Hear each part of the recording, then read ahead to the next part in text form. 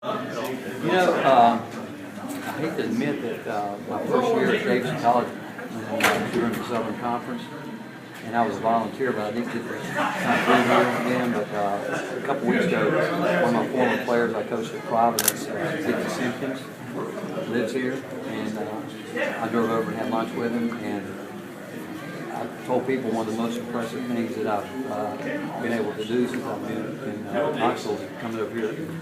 The city's a great city, and just being here. And Dickie told me he came here with the idea that he was going to stay 2 years. I think he said he's been here 7 or something now.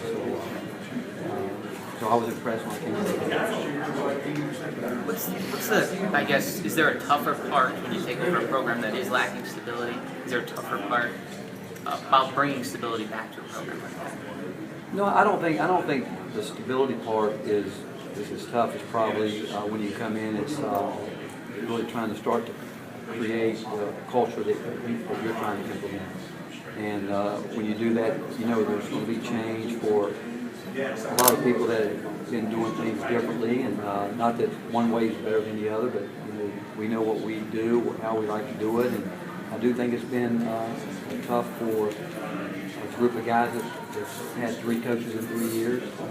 They've embraced us, and that's all we could ask them to do. And as we move forward, once we get back in the summer floor, I think that will be the real start for everybody. And obviously, the biggest thing when you come in like we did is trying to make it work from a recruiting standpoint.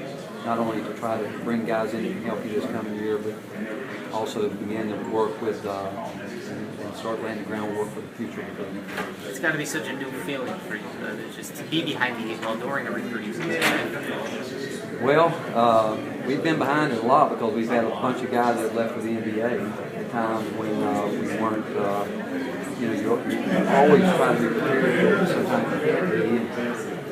And when it happens with guys that you don't think are going to go, and so it seems like the last couple of years, I've seen a lot of programs have found themselves in a situation where this time of year they have to scramble, and that's where a really experienced staff comes in, because you've been doing it long enough, that even when you think you've got it right, you've got to continue to improve on it. So